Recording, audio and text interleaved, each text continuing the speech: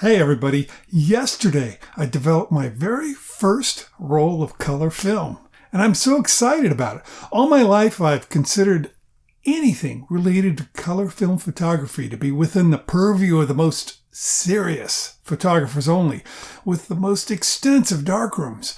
I figured there was absolutely no way an ordinary Joe like me could develop color film, but that's exactly what I did yesterday. Today I want to talk about the process a bit. I'm not going to go over it in agonizing detail. There's plenty of videos out there on YouTube that show exactly how to do that. I'm going to mention some of the high points, some of the things I learned along the way, little nuances I bumped into. I finally decided to take the plunge last week, and I ordered the Color Simplified 2-bath color process kit, this one, from CineStill. I studied the process a bit and watched all those YouTube videos, and I decided that I'd be better off, rather than messing around trying to keep the water at 102 degrees, I'd be better off just buying the CineStill sous vide cooker. And I was not let down by it. I'm really happy. I haven't shot color film since the 1990s. So I ordered some Kodak Gold 200 in 120 format to get me started. You remember that stuff? That's the film we used to buy when we went on vacation, and you'd go to Kmart and buy a bunch of rolls of Kodak Gold 200. It was the Goldilocks zone between the grainy 400 and the 100 that you couldn't hold your camera still for. Well, my CineStill kit arrived on Friday, but I didn't have the film. And so it just sat there on the floor by the front door. My Kodak Gold arrived on Saturday, but the New Jersey weather instantly turned to rain and gloom. Finally, yesterday afternoon, I couldn't wait any longer. I grabbed an umbrella and I took my beloved Mamiya camera out in the drizzle. I managed to take 12 shots, including a few in and around the house, and I took a photo of Janilzi, my better half, and I'll share a few of those at the end. I fretted and hemmed and hawed with that single roll of 120 film, and I read the directions and studied them carefully for the dozenth time, and then I finally just said, let's just do it. And so the result, I didn't mess it up. It worked. If I can do it, you can do it. If I can do it, anyone can do it. So what did I learn? Let's start with chemicals. CineStill sells two different versions of the chemistry. A liquid concentrate, which is this one, and the powder form. One of the folks in the YouTube video mentioned concerns about the powder fully dissolving, and he was concerned that it was not going to process properly. And I said, let me just get the liquid one. According to CineStill, it was going to cost more for shipment. I put this in my shopping cart, and I tried the powdered one in my shopping cart, and it turns out the difference was $7. And I said, I'll spend $7 for my first load of chemicals so that I have the best chance for success. And they arrived a few days later. The actual chemicals are in a fairly small package. I was expecting it to be much larger than this, but it's a little tiny box. It contains everything. There's 7 little bottles of stuff in here. And that's actually something different. This says right on it, 2-bath color negative process. I was expecting to have to make 2 containers of chemicals. And in fact, there's material for 3 different things in here. Your developer, your Blix, and stabilizer, which looks suspiciously like photo flow. And I decided, well, I'll have to come up with another container. I only had 2 containers. And I asked my wife, and she found an empty bleach bottle, and I used that for the pseudo photo flow stuff. I bought the accordion containers from CineStill. The ones that collapse when you're done using them so that you get the air out of them. And I don't know if they're going to do the job. They're like springs. They want to open right up. And I cranked down on those after I mixed my chemicals. And the developer one just went and opened right back up. So I don't know. Maybe they'll soften up over time. The jury is still out on the accordion bottles. I might end up getting smaller bottles with larger mouths, like one of the YouTubers mentioned. Of course, there's this gadget. I mentioned this before. This thing is the bee's knees. There are some things which you buy, especially in photography and swimming pool repair and boats and stuff, gadgets that cost you hundreds of dollars for a little thing made of plastic, and you just get frustrated at the cost. This thing, $100. It's heavy. It's got a really good spring mounting. It's got good controls. This thing works. It's worth it. Get one of these if this is what you want to try. I would recommend it.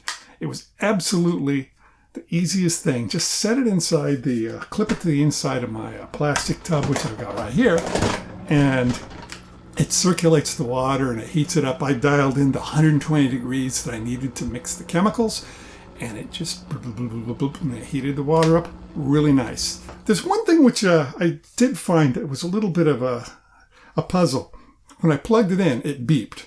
And then I went to turn it on. You can see there's a little button right here. And I pressed that and nothing happened. And I pressed it again. What the heck? Maybe I tripped the breaker or something. Unplugged it, plugged it in, it beeped again. So nothing wrong with the breaker. Pressed it, nothing happened. Then I read the instructions.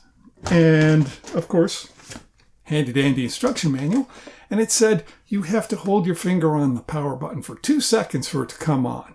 And I tried that, and it was probably a good 4 seconds, but it did come on. So just know that that's how it works. Just read the instructions. It'll tell you there's certain things that you need to do long presses on. And once you know that, it just works.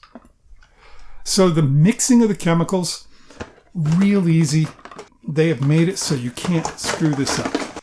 Here's the Blix bottles. You notice how it says Part A, Part B, and then Part C. They tell you a very specific amount of water to put into your mixing container. Then you pour A in, stir, stir, stir. B, stir, stir, stir. C, stir, stir, stir, stir, stir. And then put this into your container and store it. I will point out that they measure everything in ounces. And as much as I'm a fan of the imperial system of measurements, I machine in inches and I love them. This cylinder has imperial ounces and US ounces. They're slightly different. Come on, folks, go to metric. Use milliliters so that we don't have to worry about, oh, which one did I use? And I'm sure I used the wrong one. So they said to put 20 ounces, and I bet you I put the one, whichever the wrong one is, I probably chose that one. Important thing, mix them up. Developer first, then Blix. Apparently, 1 drop of Blix can kill your developer. So just mix your developer, wash everything, and then mix your Blix. Don't do it the other way around. It took me about a half an hour to prepare the chemicals. Most of that time was waiting for the water to heat up to 120 degrees. And that was it. Oh, one more thing I'll mention. These bottles, there's a little seal on them. It was really hard to remove. I had to use a screwdriver to pop that seal out. When you see guys doing those YouTube videos where they're opening these up and pouring them in, that was staged. They opened them up, wrestled with the seal, put the lid back on, and then filmed the pouring. So just so you know, get something ready so that you can get that seal open. They're just really hard to open. All right, so let's talk about the developing process. Loading the Patterson tank was an absolute breeze. For some reason, the Kodak Gold 200 film is a lot less floppy than Tri-X or HP5. I don't understand why, because I measured them. This is the color film, of course, and this is, I think, a piece of Tri-X.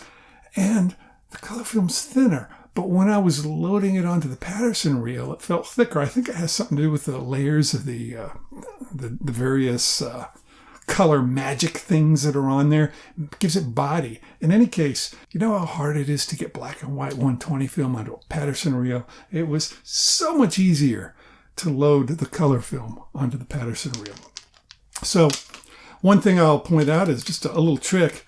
Get yourself a piece of plastic you cut from a cup from McDonald's or something like that, and cut it so that it fits in one of these little slots on the side of the Patterson reel. And you slide it all the way through there. right next to the two bumps where you want to insert your film. That way, you've got a little plastic on-ramp that'll guide loading the film when you're inside the bag. And then once you get the film loaded in there, get it past the little beads, shimmy, shimmy, shimmy, shimmy, shimmy, and then load up your roll. And it'll just take a few minutes. So much easier that way than just trying to get the 120 film to find that little entryway there. A little piece of plastic like that will do you wonders. All right, so the developing process itself, it's not as bad as I expected. If you can develop black and white, you can do this. Black and white is super forgiving. Color, not so much. Just be more diligent, that's all. Be more careful. Look at the instructions. You need to hold everything at a constant 102 degrees Fahrenheit in a water bath. That's why you use a little sous vide cooker. The times are tighter, require more precision. So if it says 3.5 minutes, that's 3.5 minutes. And the agitation process is more formal and regimented. And you keep the chemicals. Make sure you don't toss them when you're done. The steps happen rapidly.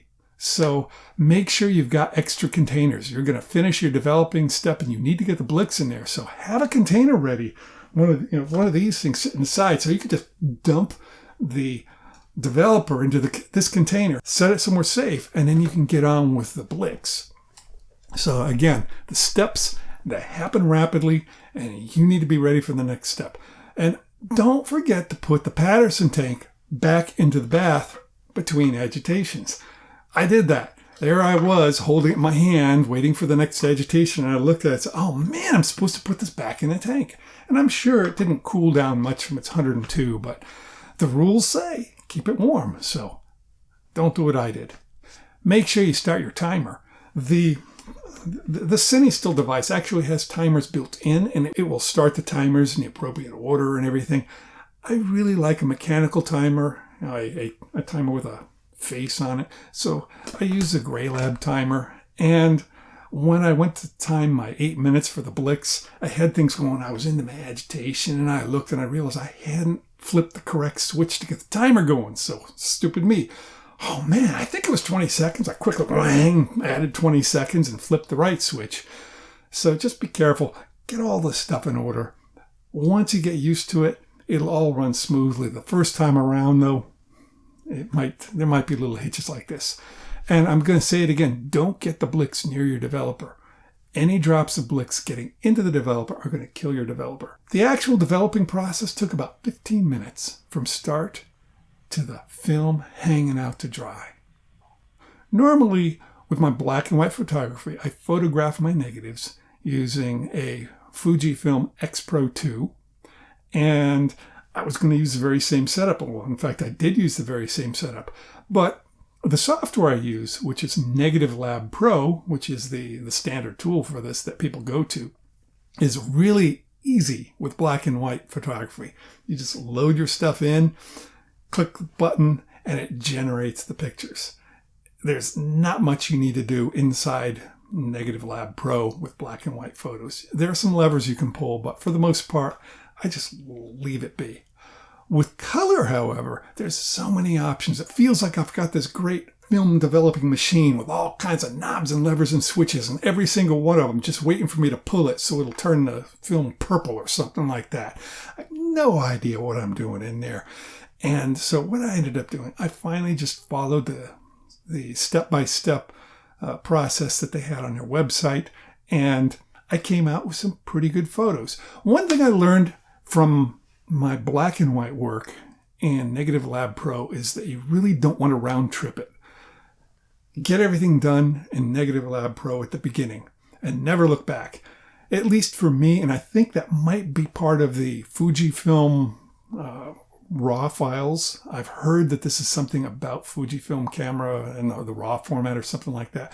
But when I round trip and try to go back into Negative Lab Pro to make some changes, the grain suddenly turns fuzzy. So I decided, nope, I get it right the first time and leave it be. And that works great. I was able to follow the process and I got some really cool looking photos. They looked exactly like the Kodak Gold that I remember from many years ago. Surprises of surprises. The biggest surprise was I didn't mess anything up. I was expecting to get to the end and have some horrible magenta cast or something like that, or have them all be totally overexposed. But no, they all came out all right. So when you're done in Negative Lab Pro, you can add a little finesse in Lightroom, and I did.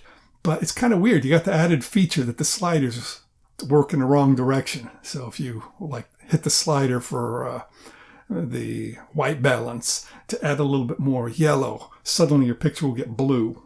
It's just weird. It's because of the fact that it's negatives that you're actually working on with something stacked on top of that. So how did it turn out? Well, here are some of my glorious, beautiful color photos.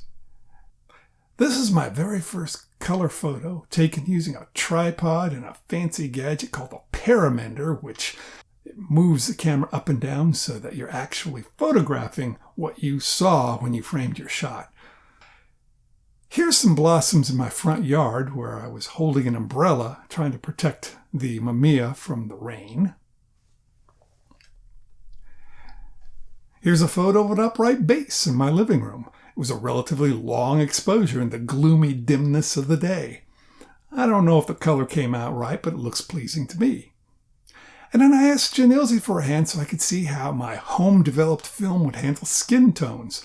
Now this is Kodak Gold, it's not Kodak Portra, so I didn't expect it to do amazing things, but I was really happy with the way her photograph turned out. All in all, I'm excited about color photography. I have several rolls right here of Kodak Gold ready to go. And I'm planning on trying out some Kodak Portra at some point. And then I'll probably get into some of the other color stock. I don't think color photography will take the place of black and white in my heart. But I fully expect to carry 2 cameras in my bag at all time. One with color and one with black and white. Now get out there and shoot a roll of film. Thank you for watching.